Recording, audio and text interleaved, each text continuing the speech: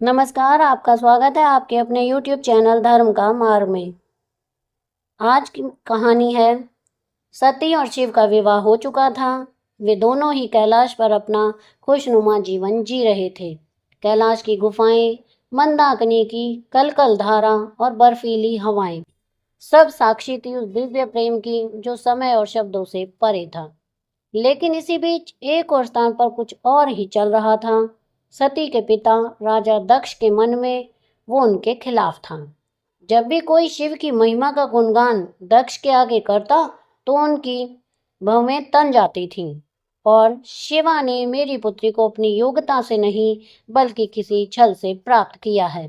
राजा दक्ष शिव को पसंद नहीं करते थे। ऐसे ही समय बीता और एक रोज राजा दक्ष ने एक विशाल यज्ञ का आयोजन किया। यज्ञ का आयोजन बड़ी धूमधाम से किया गया।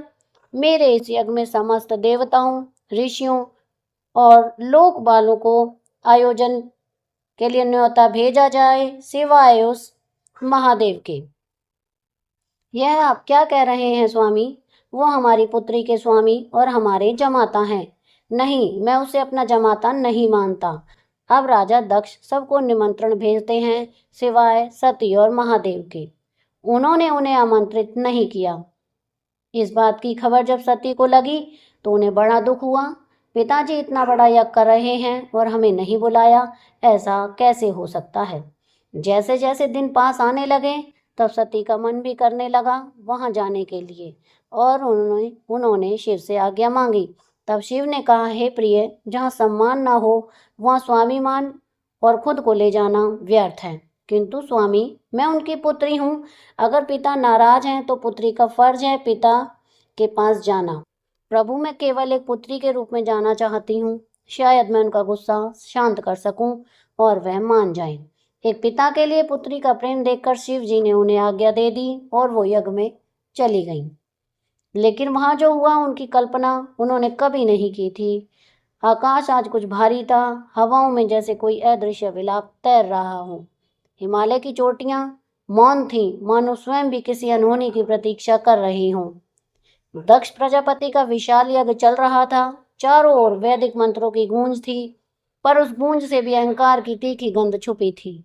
दक्ष अपनी सभी पुत्रियों और अतिथियों का स्वागत करते हैं, लेकिन सती को उन्होंने ऐसा अनदेखा किया जैसे वह वहां शामिल ही ना हो। सती यज्ञशाला के मध्य में खड़ी थी। पिताश्री, आप नहीं चाहेंगे कि आपकी पुत्री यहाँ यज्ञ में शामिल हो? कौन पुत्री? जिस दिन तूने उस अवघड़ से विवाह किया उसी दिन से तू मेरी पुत्री नहीं रही। यह सब सुनकर उन्हें बड़ा गुस्सा आया। सती ने चारों ओर देखा, लेकिन उस यज्ञ में आए हुए सभी लोग चुप थे। यह देख सती की आंखों में आंसू नहीं पर आत्मा में ज्वाला थी। पिताजी, आपने मुझे और मेरे स्वामी को ना बुलाकर हमारा अपमान किया है। अपना अपमान तो एक बार मैं बेटी होकर बर्दाश्त कर लेती, लेकिन अपने स्वामी का अपमान बर्दाश्त करना अर्धांगिनी कदापि नहीं कर सकती। किसी का अपमान करना क्या यही धर्म है? सती की बात सुनकर दक्ष ने अहंकार से हंसते हुए कहा, वो भिखारी, वो शवों में रहने वाला, वो किसी यज्ञ के योग्य नहीं, इसलिए मैंने उसे नहीं बुलाया। उसका स्थान यहाँ नहीं है, यहाँ तो राजाओं को बुलाया जाता है। दक्ष के कहे गए यह शब्द नहीं थे बल्कि तीर थे जो माता सती के हृदय में धंस गए। राजा दक्ष लगातार उनका अपमान कर रहे थे। कुछ देर बाद सती ने चारों ओर देखा तो सभी देवता मौन थे। यह देख सती क्रोधित होकर बोली, जिस शरीर ने आज मेरे प्रभु का अपमान सुना है वो इस संसार के योग्य नहीं। फिर उन्होंने नेत्र मूंद लिए। उनके मन में अब केवल एक नाम था, शिव शिव शिव। तभी हवन कुंड की जलती हुई अग्नि प्रज्वलित हुई और उसी क्षण सती का स्थूल शरीर त्याग हो गया। यज्ञशाला में चीख नहीं उठी पर सृष्टि कांप उठी। सभी देवता, ऋषि और स्वयं सती के परिवार वाले, उनके माता पिता, बहनें सभी हैरान हो गई। वहीं कैलाश शांत था, महादेव ध्यानस्थ थे। फिर अचानक उनके तीसरे नेत्र से एक अश्रु टपका। सती, उनका ध्यान टूट गया। वायु वेग से बहने लगी। उनकी यह आवाज सुनकर नंदी घबरा कर आगे आए। क्या हुआ प्रभु? आकाश कांप रहा है, ऐसा लग रहा है जैसे कुछ अनर्थ हुआ है।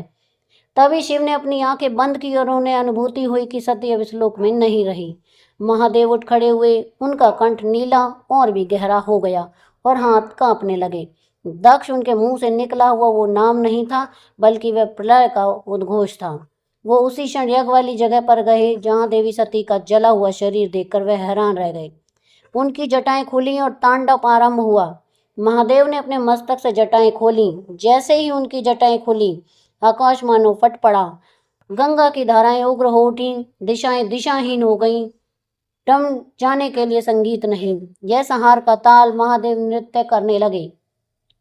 एक एक चरण से पर्वत चूर्ण होने लगे। वीरभद्र मेरे क्रोध का रूप बनो। वीरभद्र प्रकट हुए, जो कि शिव का ही विकराल रूप थे, लेकिन भयंकर नेत्र अग्नि समान और हाथों में संहार। आज्ञा दे प्रभु, दक्ष के यज्ञ को ध्वस्त करो। वीरभद्र गुस्से में दक्ष के यज्ञ की ओर बढ़ चले। उनकी आंखों में प्रतिशोध की ज्वाला और हाथों में तलवार थी। जिस दिशा की ओर वो चलते तो धरती कांपने लगती और आकाश हिलने लगता और देवताओं के हृदय कांप उठे। जैसे ही वे आकाश की ओर चला तो अंधकार छा गया। जैसे ही वे यज्ञ की ओर बढ़ा, वैसे यज्ञ की अग्नि धीमी पड़ गई। पहले उसने उस यज्ञ वेदी को तोड़ा, फिर वेद पाठ करने वाले ब्राह्मणों को हटाया। हटो यहाँ से, जल्दी चलो, चलो भागो भागो। यह सब यहाँ से भागने लगे, लेकिन वीरभद्र का तो जैसे एक ही लक्ष्य था, और वो था राजा दक्ष। लेकिन दक्ष तो अभी भी अपने अभिमान में चूर्ण होकर चिल्लाया, मैं यह करता हूँ, मुझे तो कोई छू भी नहीं सकता। तू पिता कहलाने योग्य नहीं। आज मैं तुझे उसी अग्नि में भस्म करूंगा जिसमें तूने धर्म का मजाक उड़ाया। फिर एक ही झटके में वीरभद्र ने अपनी तलवार से दक्ष का धड़ अलग कर दिया। सभी देवता स्तब्ध थे। फिर यज्ञ की अग्नि बुझ गई और पृथ्वी पर सिर्फ राख रह गई। वो राख जो अहंकार की अग्नि थी। वीरभद्र ने शिव का दिया हुआ आदेश पूरा कर दिया और वह चला गया। अब क्षण भर में यज्ञशाला रणभूमि बन गई थी। अहंकार की आहुति हो रही थी। संहार के बीच महादेव का हृदय रो रहा था। वे सती के शरीर को उठाए घूम रहे थे। सती, तुमने बिना बताए क्यों छोड़ दिया? यह तांडव तुम्हारे लिए नहीं, यह मेरी व्यवस्था है। यह सुनकर सृष्टि संतुलन खोने लगी। शिव लगातार विलाप कर रहे थे। वो सती को सबको उठाए यहाँ से वहां भटक रहे थे। अरे, यह तो सारी सृष्टियां संतुलित हो रही है। नहीं नहीं, ऐसा नहीं हो सकता। आप सही कह रहे हैं। ब्रह्मदेव महादेव को शांत करवाना होगा। महादेव को शांत तो अब केवल नारायण ही कर सकते थे। अब हमें उनके पास जाना होगा। ऐसा कहकर वो वे सभी नारायण के पास गए। कुछ कीजिए नारायण, कुछ कीजिए। महादेव को इस दुख से बाहर निकालिए, नहीं तो यह सृष्टि असंतुलित हो जाएगी। अब आप ही उन्हें शांत करवा सकते हैं। अब इसका एक ही समाधान है। तभी विष्णु जी ने सुदर्शन चक्र चलाया। सती के अंग पृथ्वी पर गिरे और शक्तिपीठों का जन्म हुआ। महादेव वहीं स्थिर हो गए और उनकी खुली हुई जटाएं फिर से बंध गईं और अब उनका डमरू शांत हो गया। फिर शिव आंखें बंद करते हुए कहने लगे, प्रेम अमर है, देह नश्वर थी। कहते हैं उस सुदर्शन चक्र के कटने के बाद माता सती के कुल मिलाकर 51 टुकड़े हुए, जो अलग अलग स्थान पर पड़े थे, और वह सभी शक्तिपीठ बन गए। आज भी देश भर के लोग इन शक्तिपीठों के दर्शन के लिए जाते हैं। तो यहाँ पर हमारी ये वीडियो समाप्त होती है। आपको मेरी ये वीडियो कैसी लगी मुझे कमेंट करके ज़रूर बताएं। वीडियो को लाइक करें, शेयर करें और चैनल को सब्सक्राइब करना ना भूलें। धन्यवाद।